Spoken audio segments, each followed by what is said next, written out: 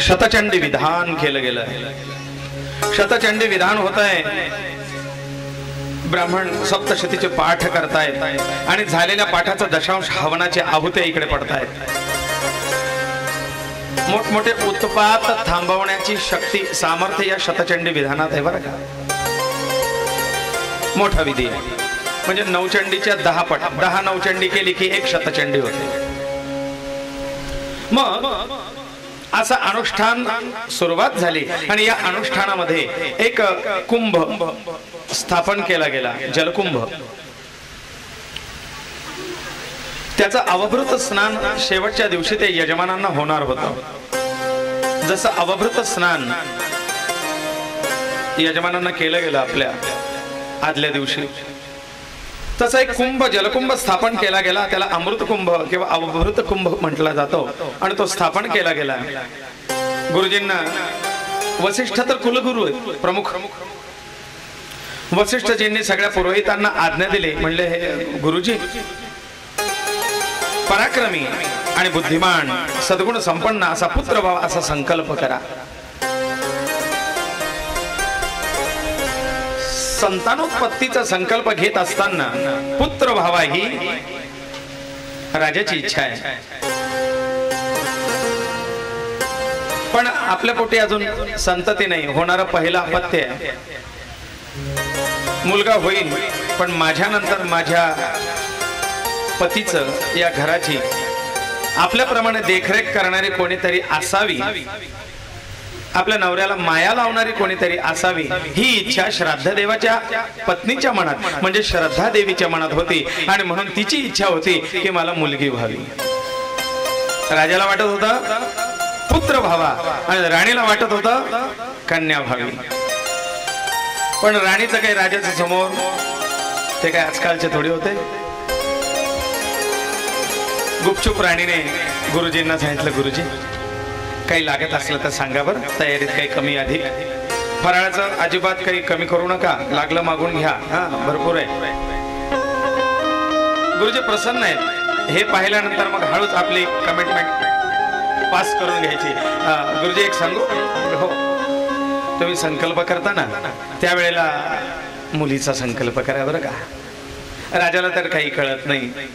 अहो माझी तब्येत अशी असते पण माझ्यानंतर मायेने कोणीतरी राजाकडे पाहणार असावं म्हणून बघा मुलगी खूप गरजेची आहे. मुलगा होईल ना नंतर, पण आधी मुलगी असावी, मोठी बहीण असावी. मग पुढे होणाऱ्या त्या आपत्याला मोठी बहीण असली तर ती आईप्रमाणे प्रेम देते. आणि म्हणून बघा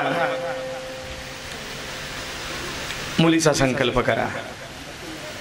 गुरुजी म्हटले, राजांनी तर जाऊ द्या, हो होईल, मी सांगते ना तुम्हाला, मुलीचा संकल्प करा. आता इकडनं शक्यतर पुरोहिताचं काम जास्तीत जास्त घरातल्या त्या यजमान बाईंच्याशीच येतं. यजमान मंडळी फक्त पैसे देऊन मोकळा. ते म्हणतात, गुरुजी तुम्ही जाणे आणि काकू जाणे, तुम्ही जाणे आणि तुमच्या वहिनी जाणे, काय करायचं काय ठरवायचं ते पहा, किती लागतात फक्त आम्हाला सांगा, सामान विमान सगळं तुम्हीच आणा आणि घरच्या सामानाची यादी वहिनीला द्या, ती जाणे. त्याच्यामुळे त्यांना काही माहिती नाही, ते सांगून मोकळे झाले. पण मला माहिती आहे ना काय पाहिजे ते. तुम्ही मुलीचा संकल्प करा. पुरोहिताने मुलीचा संकल्प केला.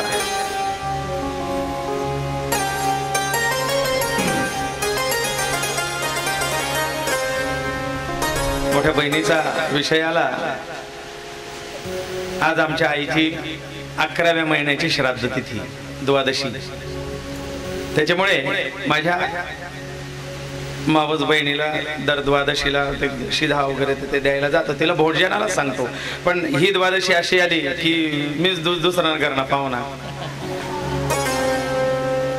अण्णाने अख्खा घरभार सांगितलं फराळाला, गुरुजी तुम्ही पण या.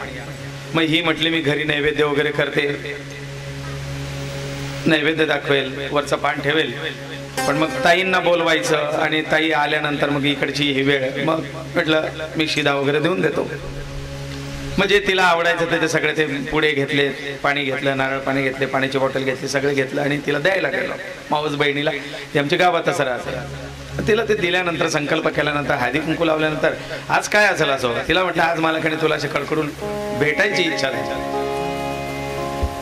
कारण 11 महिन्यापासून ती जी दिसली नाही ती आज तुझ्या रूपात दिसतीये. तिलाही भरून आलं, मलाही भरून आलं. एक तो विषय, मोठी बहीण कोणीतरी असावी, पाठीवरती हात तिचा फिरतो, ती आईची आठवण येऊ देत नाही. माझा एक मित्र आहे, त्याचे 2 छोट्या छोट्या मुली असताना त्याची पत्नी वारली. मोठ्या बहिणीने पहिल्या दिवशी तिच्या आईची प्रेतयात्रा जाते, त्या दिवशी मोठी बहीण लहान्या बहिणीला कशी सांभाळत होती हे मी त्या दिवशी माझ्या डोळ्याने पाहिलं.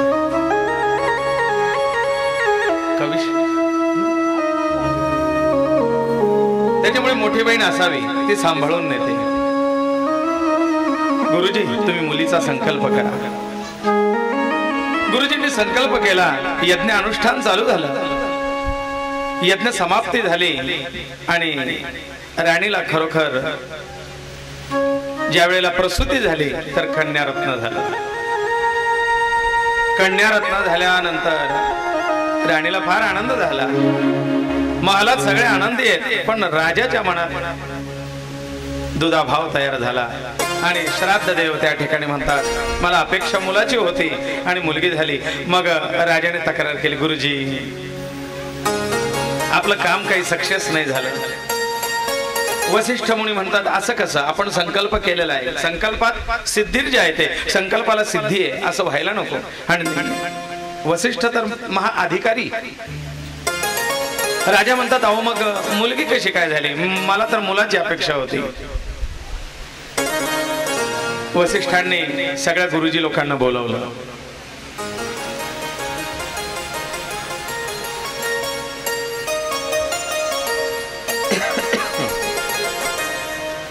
विचारलं अहो संकल्प काय केला.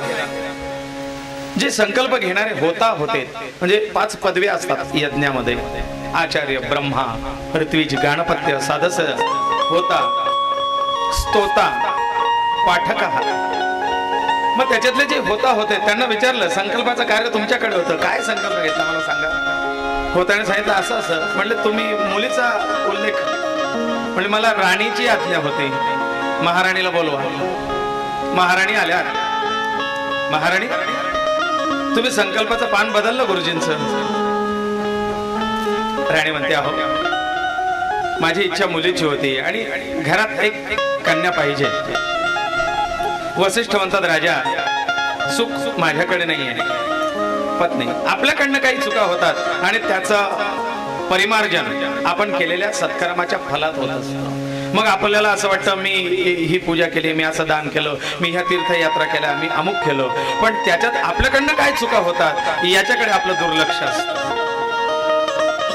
फलप्राप्ती, कर्मकांड हे सायन्स आहे, याच्यात थोडंसंही रसायनिकडचं तिकडे झालं की तुमचा प्रयोग बिघडला. म्हणून तेवढी काटेकोरता त्याच्यात असावी. राजा म्हणतात ठीक आहे आता जे झालं ते झालं. गुरुजी वसिष्ठ मुनींना प्रार्थना करतात, गुरु महाराज आता याच्यात काही बदल. वसिष्ठ मुनी म्हणजे नाही मला मुलाची अपेक्षा आहे, मला मुलगाच हवाय. तुम्ही असं काहीतरी जादू मंत्र करा ना, जेंडर चेंज असे जादू करा, या मुलीचा मुलगा झाला पाहिजे.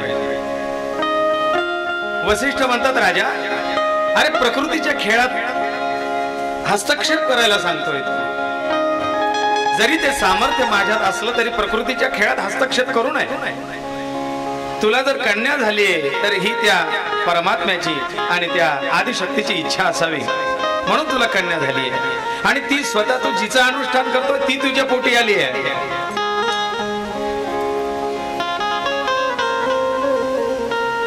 मग तिचं नाव ठेवलंय मुलीचं बरं का, इला. आपण म्हणतो ना इला कितीही सांगा, ती इला त्यावेळेची. तरी ह्या इलेचा मुलगा करून द्या असा आग्रह श्राद्ध देवांनी वसिष्ठांजवळ धरला. आता वसिष्ठ हातबल झाले. गुरुजी म्हटलं का सगळं ऐकून घ्यावं लागतं, है ना? नाही म्हणता येत नाही.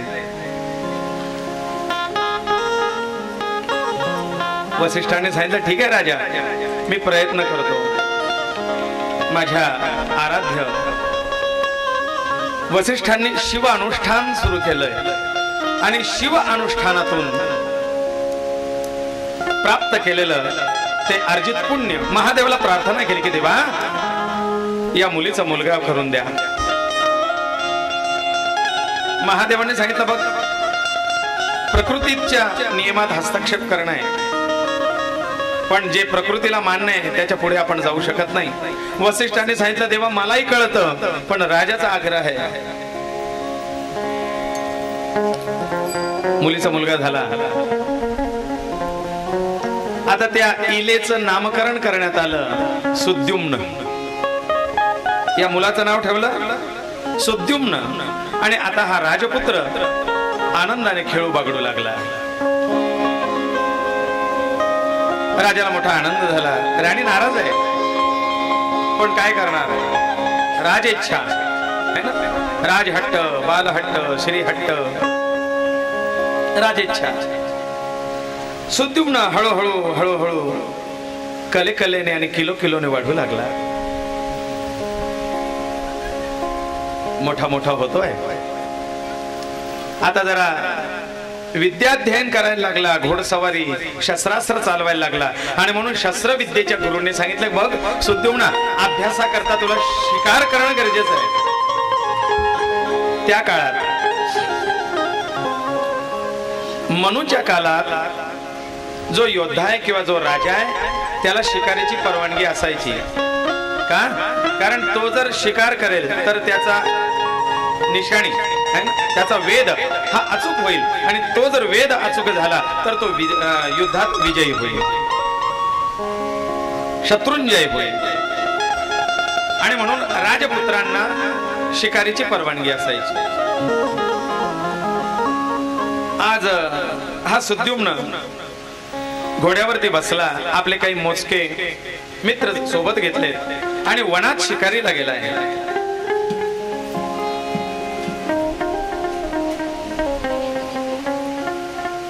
गहन घोर अरण्यात त्याने प्रवेश केला. अनेक पशूंची शिकार केली, दमला. परंतु एका त्या वनाच्या विशिष्ट कक्षेत प्रवेश केल्यानंतर राजाच्या असं लक्षात आलं तो मेरू पर्वत होता. मेरू पर्वत. या मेरू पर्वताच्या विशिष्ट कक्षेच्या आत प्रवेश केल्यानंतर राजाच्या अचानक असं लक्षात आलं की माझ्यात काहीतरी बदल झालाय.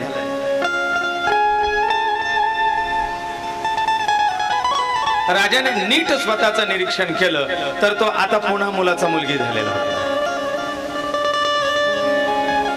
एका तरुणीत त्याचं रूपांतर झालेलं होतं. कारण हा आता पौगंड अवस्थेतला कुमार तरुण अवस्थेतला, आणि त्याच्यात त्याची ती कन्या झाली. त्याच्यामुळे तो पौगंड अवस्थेतली ती कन्या. राजाला स्वतःची लाज वाटायला लागली की मी राजपुत्र असल्यावरती मी स्त्रीच कस काय रूपांतरित झालो. आता परत मी माझ्या मित्रांसोबत जाऊ शकत नाही, मित्र काय म्हणतील. आणि म्हणून राजाने त्या वनातच घोर अरण्यात प्रवेश केला. तो परत आपल्या मित्रांकडे आलाच नाही. मित्रांनी अनेक वाट पाहिली. शेवटी या सुद्युम्नाचं काहीतरी बरं वाईट झालं असावं असा अंदाज त्यांनी लावला आणि ते परत येऊन गेले.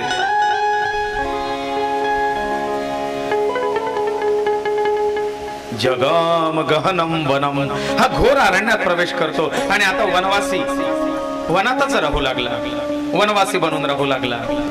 रोज पश्चाताप करतोय, काय झालं असेल माझ्या सोबत असं की मी अचानक मुलाचा मुलगी झालोय. करता करता काही दिवस गेलेत, महिने गेलेत, वर्ष लोटलेत. आता त्याला त्याच्या मूळ स्वभावाचा विसर पडला. जे आहे ते त्याने ऍक्सेप्ट केलं, स्वीकारलं. जी परिस्थिती आहे ती स्वीकारली पाहिजे. आणि म्हणून त्याने आपलं स्त्रीत्व स्वीकारलं. आता तो स्त्री वेशातच राहू लागला, स्त्री बनून राहू लागला. काही कालावधी गेल्यानंतर नवग्रहांमध्ये आद्य स्थान असलेला कुमार बुध आणि बुधाचा पुत्र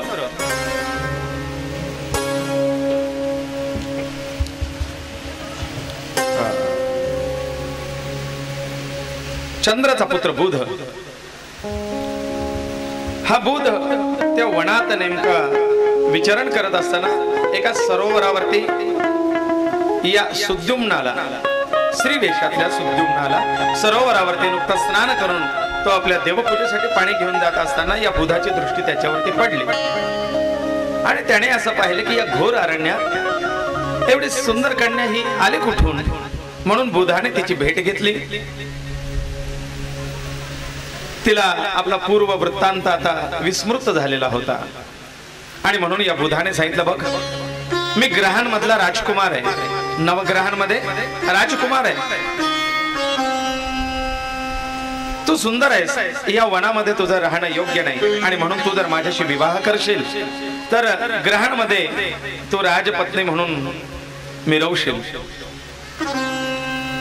माझ्याशी विवाह करतेस. इला तयार झाले आणि बुध हाही नवग्रहांमध्ये सगळ्यात सुंदर ग्रह बुध आहे.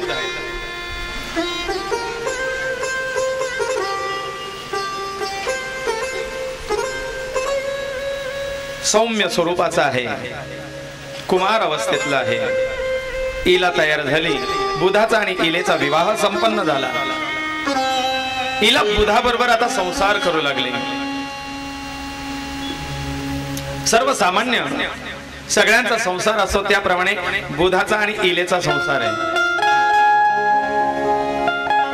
प्रकृती नियमाप्रमाणे या इलेला दिवस राहिले. 9 महिने पूर्ण झाल्यानंतर सुंदर असं पुत्र रत्न जन्माला घातलं. त्याचं नाव ठेवलं गेलं पुरुरवा. बुध आणि इलेचा पुत्र पुरुरवा. काही ग्रंथांमध्ये, पुराणांमध्ये उर्वशी आणि पुरुरवाची कथा ऐकून असाल. अप्सरांमधली श्रेष्ठ अप्सरा उर्वशी, उर्वशी या पुरुरवाची पत्नी झाली होती. असा हा पुरुरवा बुधाचा पुत्र आहे, कारण आई सुंदर आहे, पिता सुंदर आहे, त्याच्यामुळे पुरुरवा ही राजा सुंदर होते, म्हणून अप्सरेने त्यांच्याशी विवाह केला. पण झालं काय, बराच कालावधी झाला हा पुरुरवा तानुलाय. एके दिवशी असंच त्याला घास भरवत असताना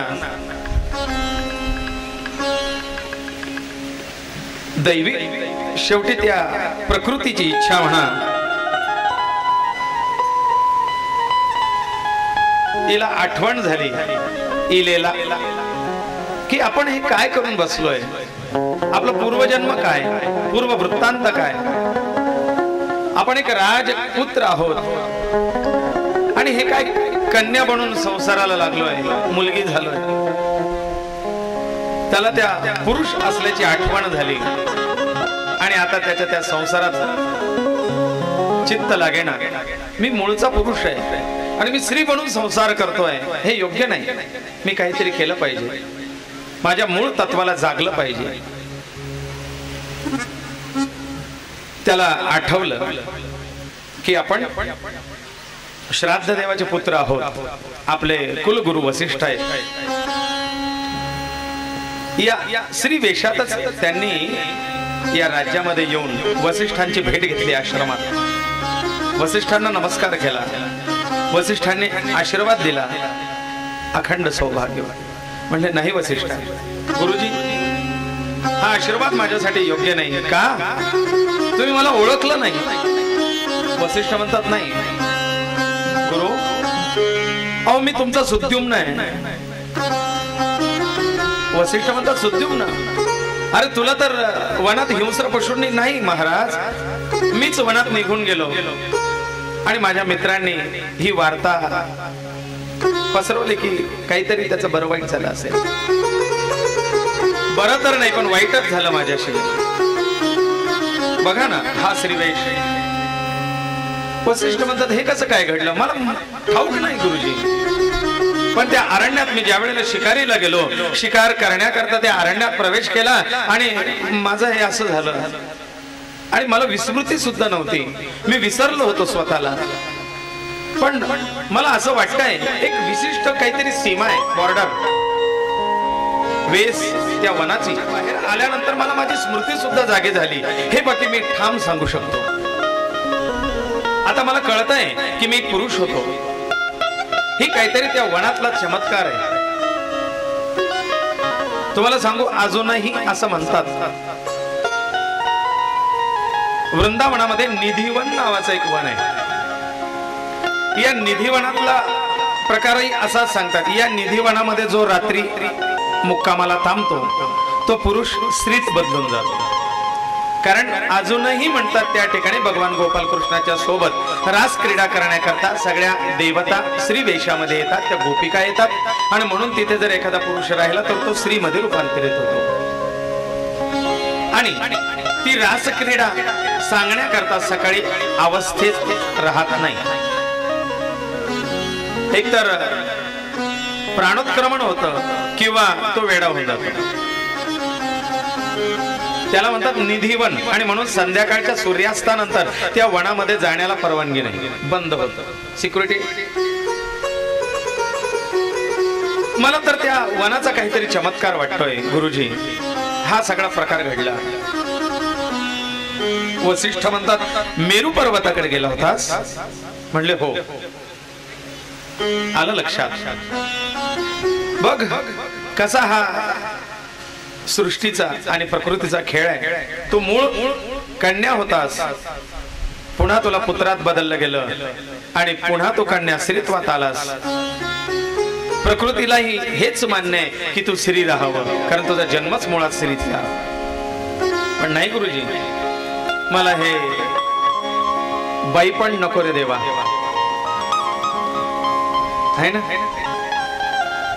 हे फक्त ती प्रकृतीच सोसू जाणे, स्त्रीत्वाचे दुःख, स्त्रीत्वाचं कष्ट, हे प्रसूतीच्या वेदना, हे ती स्त्रीच सोसू जाणे.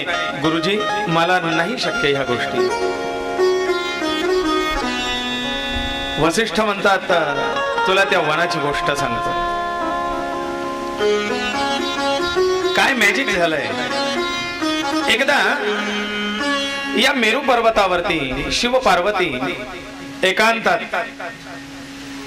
बसलेले असताना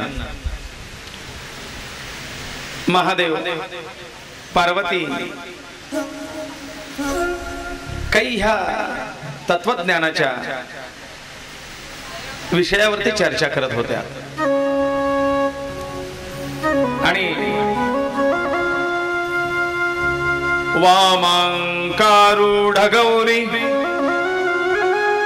गौरी सीता ह्या बघा, रामरायाचं चरित्र वर्णन करताना रामरक्षक सुद्धा म्हटलेलं आहे, वामांगारूढ सीता. वामांगारूढ किंवा वामांकारूढ असा शब्द आहे. वामांगारूढ म्हटलं तर वाम अंगी आरूढ होणारी है ना. वामांगेर कुमाई विठ दिव्य शोभा. वाम अंगाला आरूढ होणारी, वाम अंगाला स्थिर राहणारी त्यांची ती पत्नी. तसं गौरी महादेवाच्या वामांगारूढ नव्हे, पण त्या एकांतात असताना गौरी ही वामांकारूढ आहे. जोगेश्वरीचं स्वरूप जर बघितलं असेल, जोगेश्वरी, तर त्या ठिकाणी महादेवांनी पार्वतीला आपल्या मांडीवरती बसवलंय. इकडे घाटनांद्र्यातलेही जे स्थान आहे तिथे सुद्धा शिवाच्या मांडीवरती बसलेली शक्ती ती गौरी आहे, जोगेश्वरी आहे. आणि म्हणून या वनामध्ये वामांकारूढ अशी ती गौरी बसलेली असताना एक ऋषी या वनात प्रवेश करतात.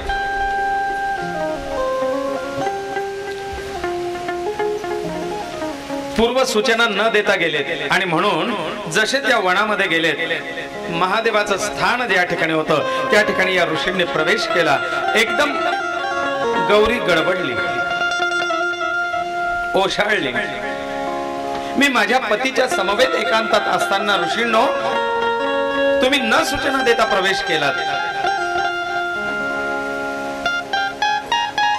स्वतःशी गौरी माता लाजल्यात, पण त्यांना त्या गोष्टीचा फार राग आला की माझ्या पतीच्या सोबत एकांतात असताना या ऋषींनी का प्रवेश करावा?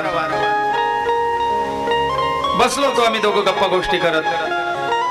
एकतर यांना कधी वेळ मिळत नाही, वर्षानुवर्ष समाधीस्थ असतात। आज वेळ मिळाला, थोडे शास्त्र चर्चा चालल्यात, तर त्यातही यांनी विक्षेप आणला। विक्षेप येऊ नये मध्ये,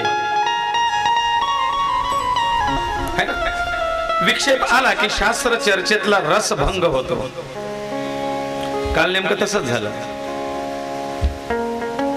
आणि भागवतातले जे पंचलक्षण सांगितले आहेत ना, पंचलक्षणात मल, विच्छेद, आवरण आदी ज्या गोष्टी आहेत त्याच्यातला विच्छेद म्हणजे हा विक्षेप आहे। मल पहिल्या दिवशी सगळ्यांवरती हा मल प्रभाव करतो, म्हणून कोणाला जडत्व वाटतं, कोणाला कंटाळा येतो, कोणाला जांभया येतात। पण जसं जसं एक एक आवरण ते दूर व्हायला लागतं तसं तसं त्याच्यातला तो मल, विच्छेद, विक्षेप, आवरण हे दूर व्हायला लागतात आणि मग शुद्ध चैतन्याकडे मनुष्य प्रवाहित व्हायला लागतो, अग्रेसर व्हायला लागतो। आता तुम्ही 3 तास 4 तास बसलात तरी तुम्हाला जागेवरती जांभया, कंटाळा, झोप लागत नाही, आणि ज्याला लागते त्याला समजा आपला साठा जास्त आहे पापकर्माचा, तो सहजासहजी 1-2 कथेत दूर होणार नाही। मग हा विक्षेप चांगला नाही आणि म्हणून गौरी रागावली आहे। महादेवाने गौरीला नजरेने खुणवलं, पण गौरी म्हणते नाही देवा, आजपासून मी एक खपवून घेणार नाही, मध्ये मध्ये यायचंच नाही अजिबात। तुम्हाला काय द्यायचं त्यांना स्वतंत्र वेळ द्या, ऋषी मुनींना, मी त्यांचं बोलतोय हा, अंगावर घेऊ नका, स्वतंत्र वेळ द्या म्हणजे, विक्षेप नको आहे। आणि मीच सीमा घालून देते म्हणले, आजपासून ह्या वनाच्या माझ्या कक्षेच्या आत जो येईल तो पुरुष, कारण एक पुरुष आत आला आणि मी माझ्या पतीच्या मांडीवरती बसलेले हे पाहिल्यानंतर माझ्या नजरेत जो भाव होता तो आता मी पुन्हा त्यांच्या समोर उभं राहिला तयार होणार नाही। आणि म्हणून जो आत इथून आत प्रवेश करेल तो स्त्रीत बदलून जाईल, तो पुरुष राहणारच नाही। हा आता माझा या जागेला शाप आहे, आणि तो गौरीचा शाप त्या सीमेच्या मेरू पर्वताच्या त्या विशिष्ट कक्षेत, शिवस्थानाच्या कक्षेत जो प्रवेश करायचा तो पुरुष स्त्रीत बदलून जायचा आहे। आणि त्यामुळे गौरीला एका स्त्री बरोबर जे कम्फर्टेबल फील व्हायचं ते पुरुषाच्या समोर नाही, आणि म्हणून तिने स्त्रीत्व करून टाकलं। राजा म्हणजे सुद्युम्ना, तू त्या कक्षेत प्रवेश केलाय आणि म्हणून तुझं स्त्रीत्व झालंय। मग गुरुजी याला परिणाम म्हणले, याला आता कोणी, आता मागच्या वेळेला महादेवांच्या आराधनेने मी तुला स्त्रीचा पुरुष केलाय, पण आता महादेवांना सुद्धा हस्तक्षेप करता येत नाही, कारण स्वतः पार्वती मातेने म्हणजे गौरीने शाप दिलाय, तिथे इंटरफेअर नाही। शिवाने सांगितलंय की गौरीच्या निर्णयात मी हस्तक्षेप करणार नाही, आता तू तिला शरण जा, तिने मान्य केलं तर तुला पुन्हा जेंडर चेंज, अन्यथा नाही। सुद्युम्नाला त्या देवीची उपासना सांगितली वसिष्ठांनी, बघ जिच्या शापाने तू असा झालायस तिच्याच आशीर्वादाने तू पुन्हा मूळ स्वरूपाला प्राप्त होशील। या देवी सर्वभूतेषु मातृरूपेण संस्थिता, नमस्तस्यै नमस्तस्यै नमस्तस्यै नमो नमः। काय अनुष्ठान करू? वसिष्ठ आणि सुद्युम्नाचं बोलणं चालत असताना त्या ठिकाणी नारद मुनी आले, आणि नारद मुनींनी सांगितलं, सुद्युम्ना, नारदांचं येणं म्हणजे कुठेतरी काहीतरी कल्याण होणार आहे, हा गैरसमज आहे। नारद आले म्हणजे कळ लावतात,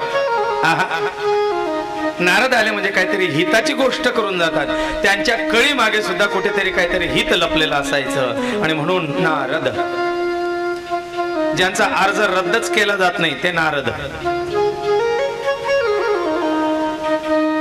नारद मुनी आलेत म्हणजे नारायण आलेत, नारायणा नारायणा कृष्ण गोविंद नारायण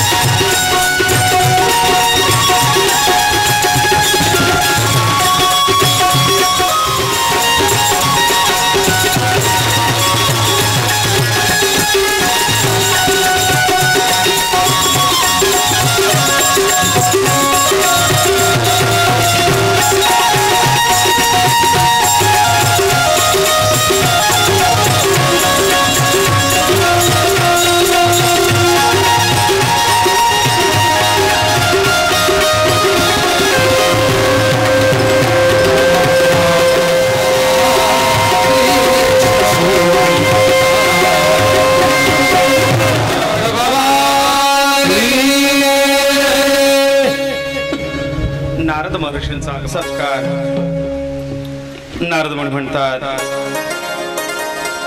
भगवतीची उपासना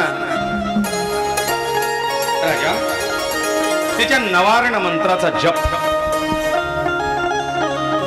या जपाने तुला लवकरात लवकर सिद्धी प्राप्त होईल कारण यात शक्ती बीज माया बीज आणि वाक बीज या त्रिबीजाचा समावेश आहे आणि म्हणून तू नवार्ण मंत्राचा जप करावास त्याचा अनुष्ठान घ्यावस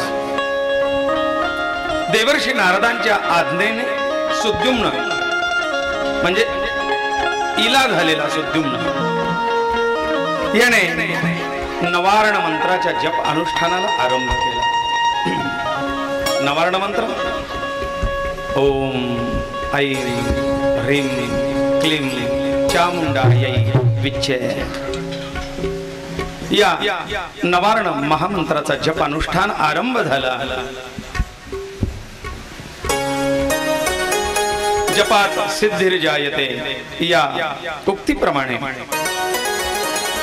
भगवती जगदंबा आदिशक्ती प्रकट होते आणि काय हवाय बाळा माघ असं म्हणून ज्या वेळेला म्हणते त्यावेळेला इला वेशातला तो सुद्युम्न म्हणतोय आई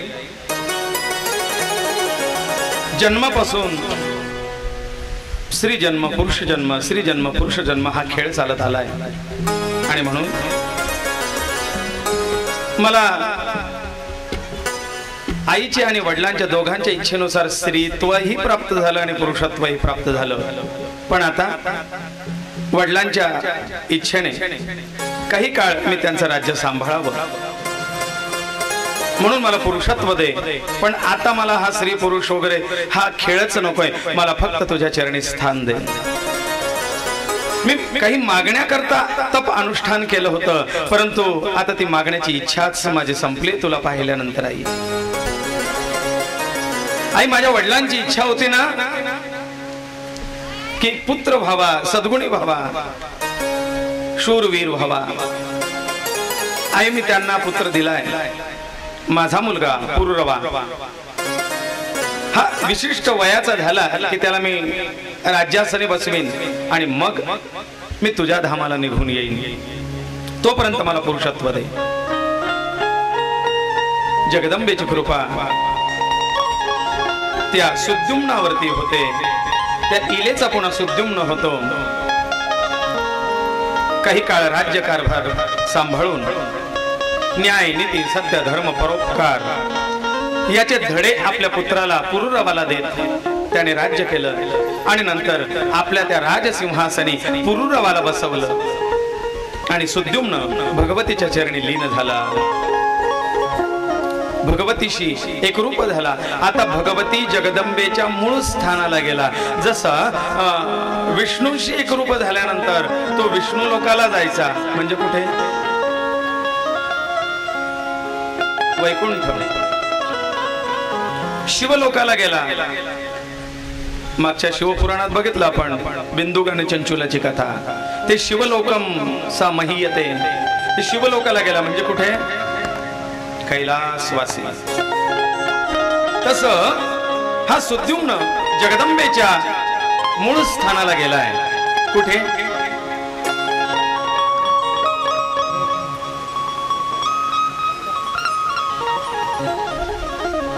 छायादिग्राम. जगदंबेच्या मूळ स्थानाचं त्या लोकाचं नाव आहे मणिपूर. मणिपूर भगवान महाविष्णू नारायणाचं वैकुंठ, महादेवाचं कैलास, भगवान गोपालकृष्णाचं गोलोक, रामरायाचं साकेत धाम, तसं जगदंबेचं मणिपूर. मणिपूर लोकाला हा सुद्युम्न निघून गेलाय आणि त्या ठिकाणी अखंड भगवतीच्या चरणी राहून तो भगवतीची सेवा करतोय. जय जय मा, जय जय मा, जय जय मा, जय जय मा, जय जय मा, मा जगदंबा, जय जय मा, जय जय मा, जय जय मा,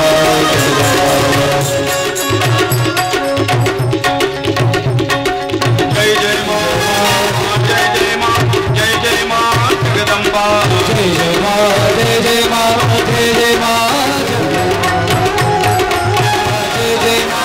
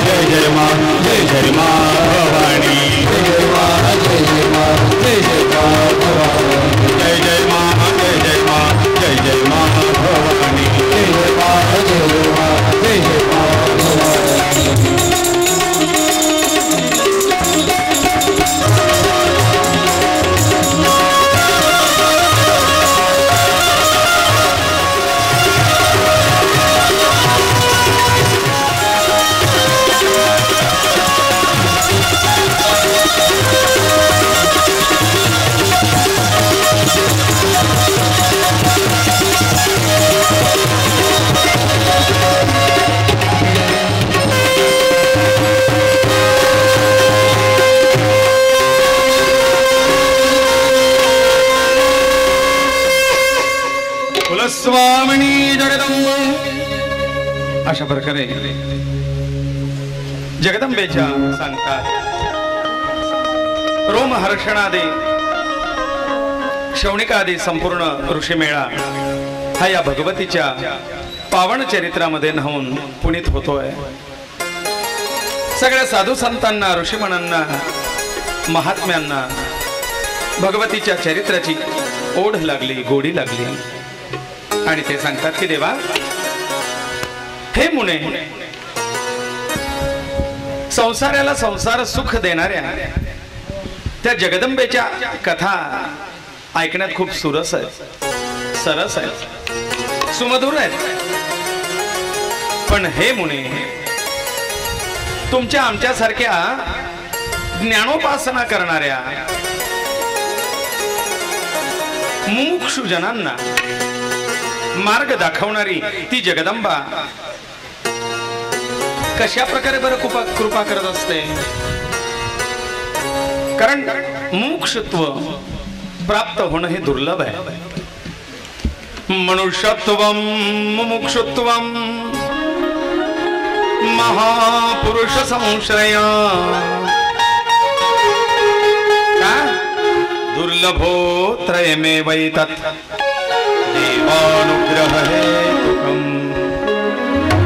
भगवंताच्या प्राप्ती करून घेण्याकरता दुर्लभ असणाऱ्या या तीन गोष्टी त्याच्यात मनुष्यत्व तर आपल्याला प्राप्त झालंय आणि आपण त्या भगवंताच्या प्राप्तीच्या मार्गाने अग्रेसर झालोय पण हा मार्ग सुलभतेने पुढे चालत राहावा या मुमुक्षतेला भगवतीची कृपा कशी प्राप्त व्हावी आणि आपण तिच्या माध्यमातून म्हणजे आईच्या माध्यमातून वडिलांना कसं भेटावं याकरता भगवतीची कशी उपासना आहे हे जरा सांगा।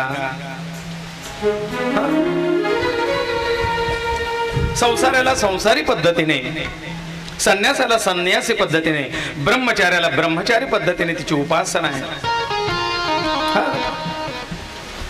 ब्रह्मचार्याने किंवा विद्यार्थी दशेतल्या विद्यार्थ्याने लक्ष्मीची उपासना करणं योग्य आहे का? तिथे तिच्या शारदा सरस्वती स्वरूपाचं पूजन असावं। नमस्ते शारदे देवी वीणा पुस्तक धारिणी विद्यारंभम करिष्यामि। हे जगदंबे मी आज विद्यारंभ करते माझं हे विद्याध्ययनाचं कार्य आहे याच्यामध्ये तूच आमच्या मस्तकावरती कृपेचा हात ठेव। तिथे ती शारदा कार्य करते तिथे लक्ष्मीचं काम नाही।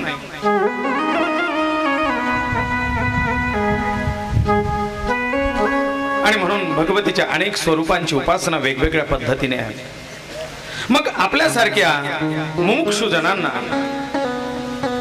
ज्ञान प्राप्ती करणाऱ्या ज्ञानोपासकांना या जगदंबेची उपासना कशी फलदायी आहे हे जरा सांगा ना। सुत मुनी श्रवणिकादिकांना सांगतात ऋषी हो भगवतीची कथा फार रम्य आणि गोड आहे। एका विद्यार्थ्यावरती भगवतीची कृपा कशी होते तेच एक कथा तुम्हाला सांगतो म्हणले ऐका। राजाला तर संतती झाली उत्तम झाली सुसंस्कृत झाली सद्गुणी झाली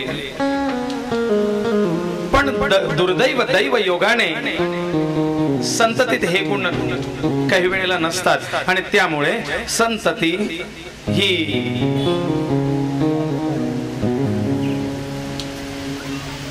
दुःखदायी ठरते। एक असाच बघा कर्म चुकले की मार्ग चुकतो आणि त्या चुकलेल्या कर्माची फल तशीच प्राप्त होतात। जैसी करनी वैसा फल आज नहीं तो निश्चित कल फल मिळतात। थोडीशी चूक इतरांच्या दृष्टीने नसेल आपल्या दृष्टीने पण आपल्या दृष्टीने नसेल इतरांच्या दृष्टीने चूक ती चूक असते पण एक चूक पिक्चर बिघडवू शकते। आमचे मंडपवाले दादा,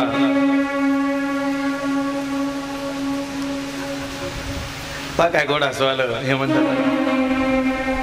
पहिल्या दिवशी थोडा बॅनर वरती होता. आज आलं का लक्षात काही बदल? हा बॅनर फार वरती होता. पहिल्या दिवशी आमच्या नजरेने आम्ही सांगितलं की दादा हा बॅनर थोडा खाली सेट करून द्या. करून घेऊ, काही हरकत नाही, तयारी आहे. पण त्यांच्या मागे सुद्धा व्याप भरपूर आहे. त्या दिवशी गेले विसरून. पण मग दुसऱ्या दिवशी ज्या वेळेला ते युट्यूबची व्हिडिओ दाखवली, त्यांना म्हटलं आता हा व्हिडिओ बघा, याच्यात तो बॅनर कसा येतो. सगळं पिक्चर बिघडत चाललंय ना. एक चूक, थोडस 10 मिनिटं लागतील त्याला खाली करायला. तो प्रत्यक्ष व्हिडिओ पाहिल्यानंतर मग त्यांनी पटकन खाली केला. कामाला तत्पर आहे, पण व्यापही तेवढा आहे, त्याच्यामुळे काय सांगतात. तो अँगल ते त्यांच्या पद्धतीने पाहणार, मी माझ्या पद्धतीने पाहणार, तुम्ही तुमच्या पद्धतीने पाहणार. आपली नजर जरी त्याच्यावरती नसली तरी त्या युट्यूबच्या माध्यमातून, फेसबुकच्या माध्यमातून अनेक लोक तो व्हिडिओ पाहतात आणि त्यांना ते सगळं उचकलेलं दिसत. नाव नाही, कोणाच्या निमित्ताने चाललंय, त्यांचा फोटो अर्धा कट दिसत होता. मी म्हटलं आपण आपल्या नजरेने का पाहू, लोकांच्या नजरेने पहा. चूक ती चूक असते. आणि एकदा झाला असा प्रकार, महर्षी वेदव्यास सांगतात बघा. सुद्युम्नावरती तर भगवतीची कृपा झाली, पण सगळ्यांनाच तिची कृपा प्राप्त करून घेता येते असं नाही. तिची कृपा सर्वस्व सगळं काही प्रदान करणार नाहीये. यम यम चिंतयते कामम तम तम प्राप्नोति निश्चितम परमैश्वर्यमतुलम प्राप्स्यते भूतले पुमान्. यम यम चिंतयते कामम तम तम प्राप्नोति निश्चितम. जी जी चिंता किंवा जे जे चिंतन तुम्ही करताय, भगवती तुमच्या त्या मनोकामना पूर्ण केल्याशिवाय राहणार नाही. परम ऐश्वर्यमतुलम, अतुल परम ऐश्वर्य देणारी सुद्धा तीच आहे. भूमंडलाधिपत्य देणारी सुद्धा तीच आहे.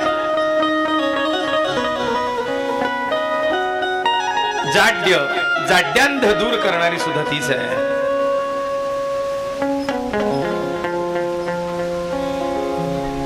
मग एकदा तुम्ही प्रश्न विचारलाय, विद्यार्थी दशा किंवा ज्ञान अर्जित दशा, भगवतीची उपासना त्याला सुद्धा फलदायी आहे बरं का. मुने विद्यार्थी लभते विद्या, धनार्थी लभते धनम, पुत्रार्थी लभते पुत्रम, मोक्षार्थी लभते गतिम. आईच्या दाराशी जो येईल त्याने जर विद्या मागितली तर त्याला विद्या प्राप्त होईल. ज्याला धनाची अपेक्षा आहे त्याला धन प्राप्ती होईल. ज्याला संतान अपेक्षा आहे त्याला संतान प्राप्त होईल. ज्याला आरोग्याची अपेक्षा आहे त्याला आरोग्य प्राप्त होईल. आणि ज्याला या काहीही सांसारिक सुखाची अपेक्षा नाही, तो तृप्त झालाय, त्याला मोक्षाची सुद्धा प्राप्ती करून देणारी ती आई जगदंबा आहे. गरज आहे फक्त ती तिच्या चरणाशी बसा आणि तिचं नामस्मरण घ्या. मी पूजेला एक आमचा जयस्वाल परिवार आहे, त्यांच्याकडे जात असतो. त्यावेळेला ते महिला मंडळ एक छानसं भजन म्हणतं, ते मलाही आवडतं. त्याच्यात हेच सांगितलंय, धीरे धीरे ज्योत जले मैया तेरे आंगन में, धीरे धीरे ज्योत जले मैया तेरे आंगन में, मैया तेरे आंगन में.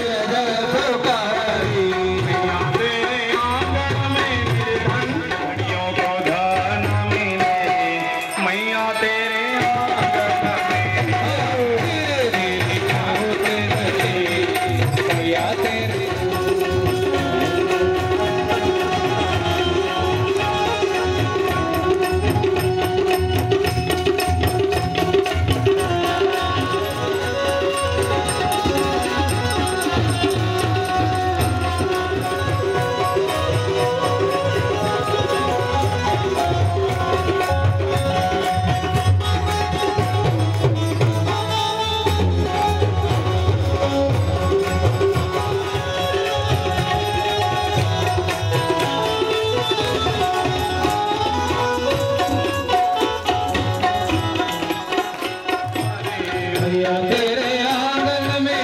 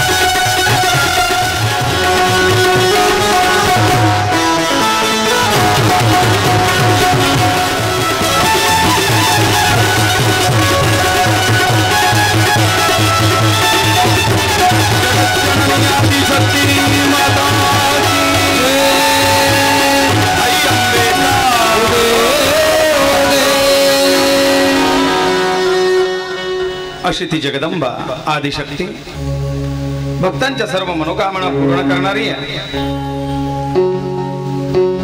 महर्षी वेदव्यास ऋषी सांगतात की बघा राजा,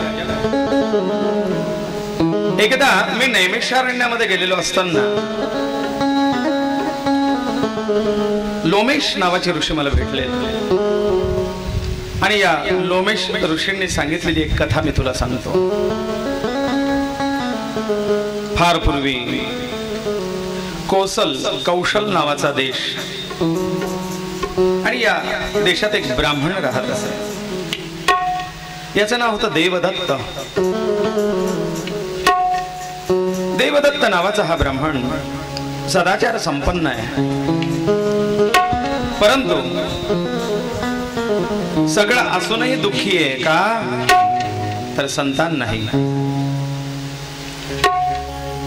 आचार संपन्न आहे, ज्ञानी आहे, गुणी आहे, पण भेट झाल्यानंतर लोक मला माझ्या ज्ञानापेक्षा तुम्हाला मुलं किती आहेत हे विचारतात। त्यावेळेला मला दुःख होतं असं तो देवदत्त सांगतोय।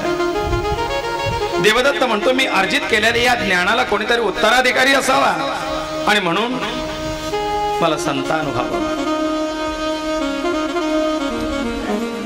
देवदत्त स्वतः एक कर्मकांडी विद्वान आहे आणि म्हणून त्याने काही चांगल्या वेदपाठी आचार संपन्न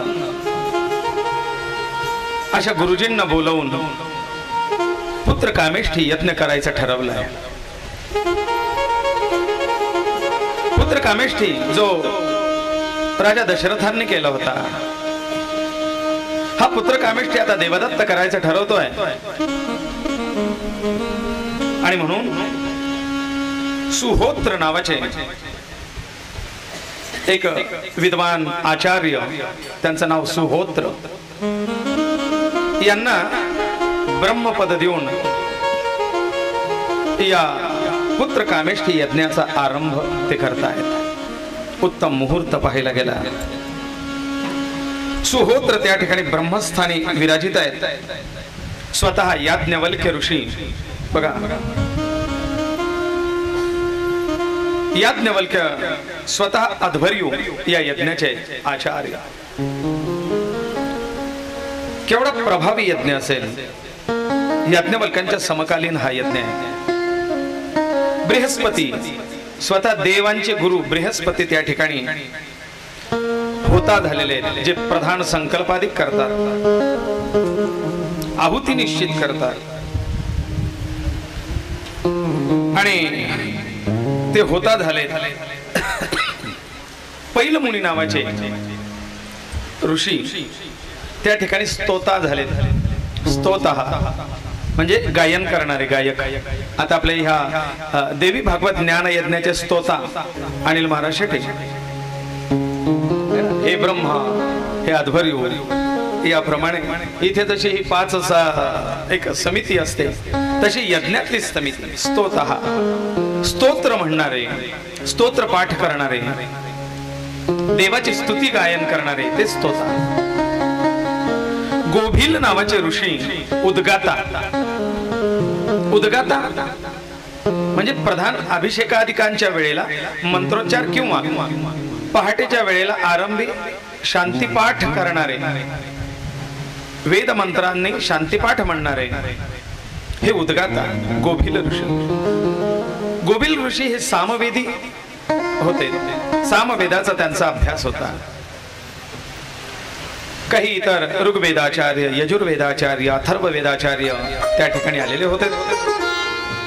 कोणी ऋत्विज आहे, कोणी गणपत्य आहे, कोणी सदस्य आहे, कोणी जापक आहे, कोणी पाठक आहे. मोठा सुंदर यज्ञ सुरू झालाय. यज्ञेन यज्ञमयजन्त देवास्तानि धर्माणि प्रथमानि आसन्. यज्ञेन यज्ञमयजन्त देवाः. यज्ञाने यज्ञमय देवाची यज्ञरूप उपासना करणं. स्थानी धर्मानी प्रथमानी आसन, तो आपला प्रथम धर्म आहे, प्रथम कर्तव्य आहे यज्ञ करणं. पण यज्ञाचेही प्रकार सांगितले. गीता सांगते ज्ञान यज्ञ, तपो यज्ञ, ज्ञान यज्ञ, तप यज्ञ, द्रव्य यज्ञ. हवनादी जो केला जातो हा यज्ञ. यज्ञाचे अनेक प्रकार आहे. आता हा ज्ञान यज्ञ आहे ना. आणि या ज्ञान यज्ञातले हे पुरोहित वेगवेगळे पदवीधर आहेत. जो हवनाचा देवाचा देव यज्ञ करतो त्याच्यातले ते पुरोहित वेगवेगळे अधिपती, स्थानाधिपती. विनाकारण 3 ब्राह्मण 5 ब्राह्मण असं काही विनाकारण नसतं. त्यांना घरी मिळत नाही म्हणून इकडे बोलवायचे बस. त्याच्यात काहीतरी कारण मीमांसा आहे. त्याला काहीतरी पद आहेत, काहीतरी भाग तुमचा दोषाचा पुण्याचा ते स्वीकारणार आहेत. आणि म्हणून त्यांची उपस्थिती असणं गरजेचं असतं. ही यज्ञ संस्था प्रथमानी आसन आणि हे यज्ञ करणे. मग यज्ञ करणे आपण मागच्या वेळेला शिवपुराणात ऐकलंय. पंचमहायज्ञ रोज सांगितलंय. देवयज्ञ, पितृयज्ञ, मनुष्य यज्ञ, ऋषी यज्ञ, भूत यज्ञ. मग किड्या मुंग्यांना साखर दाणे, पाखरांना धान्याचे दाणे टाकणं हा पण यज्ञ आहे. रोज इथे त्या भिंतीवरती कावळे येतात, हा पितृयज्ञ आहे. अतिथीला उपाश्याला अन्न खाऊ घालणं, तहानलेल्याला पाणी देणं हा मनुष्य यज्ञ आहे. देव यज्ञ करणं, दान करणं, धर्म करणं, तीर्थयज्ञ करणं, व्रत जप करणं हा देवयज्ञ आहे. कारण देवाचेही ऋण आहेत. साधू संतांची, महंतांची, संन्यासांची उपासना, त्यांची सेवा करणं, त्यांच्या कार्यात सहभाग देणं हा पण एक ऋषी यज्ञ आहे. हा चालत असलेला विद्यार्थ्यांचा ज्ञानार्जन भाग, त्याच्यात त्यांनी केलेलं अन्नदान. आज आमच्याकडची पंगत आहे, उद्या त्यांच्याकडचं अन्नदान आहे, हा ऋषी यज्ञाचा भाग झाला. दिंडीला जेवू घालणं हा ऋषी यज्ञाचा भाग झाला. चातुर्मासाला आलेले साधू संत त्यांना अन्नदान करणं हा ऋषी यज्ञाचा भाग झाला. दाराशी आलेला साधू, गोसावी, फकीर यांना मुठभर अन्न घालणं हा ऋषी यज्ञाचा भाग झाला. असे देवयज्ञ, ऋषी यज्ञ, मनुष्य यज्ञ, पितृयज्ञ आणि भूतयज्ञ ही पंचमहायज्ञ तर रोजचीच आहेत. स्थानी धर्मानी प्रथमानी आसन, तो आपला पहिला धर्म आहे. नास्तिकाच्या मनामध्ये एकच यज्ञ म्हटल्यानंतर गुरुजींनी फक्त यज्ञ सांगितला, होम हवन काहीतरी तो यज्ञ करा, साहित्य आणा, दक्षिणा द्या आणि ते आपल्याला लुटून गेले की काय, अशी भावना आहे. यज्ञ परंपरा ऋषीमुनींची थोर आहे. आज आमच्या गायत्री परिवाराचे विशेष गायत्री उपासक आमचे विवेक काका जोशी ते पण हजर आहेत. त्यांचे गायत्री परिवारातर्फे यज्ञ मोठमोठ्याने नेहमी चालत असतात, त्यांचा भाग असतो. पण ते यज्ञाच्या ठिकाणी यज्ञ कार्य करतात. इकडे आल्यानंतर त्यांचं मेडिकलवरचं काम आहे, कधी बाहेर अवलंबर नाही की मी असं करतो. अरे हे तर प्रथम कर्तव्य तुमचं आहे, आपण करावं, स्वयं करावं. पण स्वतः यज्ञ करता आला नाही तर गुरुजींना बोलवून करा. नाही मोठा जमला हा पितृयज्ञ, देवयज्ञ, मनुष्य यज्ञ, अतिथी, साधू, संत, किडा, मुंगी, चिमणा, पाखर, कुत्रा, गाय, जेऊ घाला, खाऊ घाला, हे पण यज्ञ आहे. हा पण ज्ञान यज्ञ आहे. बाकीचे यज्ञ सोडा, पण एक यज्ञ तरी आपण रोज करतो. उदर भरण नो हे जाणीजे यज्ञ कर्म. पण तो यज्ञ समजून करा ना. काल अर्धी आमटी टाकून द्यावी लागली हो. सुंदर फलाहार, गरम गरम भगर आहे, आमटी आहे, वेफर्स आहे, केळी आहे, साबुदाणा संपला. म्हणजे अनपेक्षित काही वर्ग आधीच येऊन जेवून गेला जो कथेत नव्हता, आणि त्याच्यामुळे कथेवाल्यांना साबुदाणा त्यांनी राहूच दिला नाही. अण्णांना म्हटलं असू द्या, भजनाला 4, भजनाला भोजनाला 40.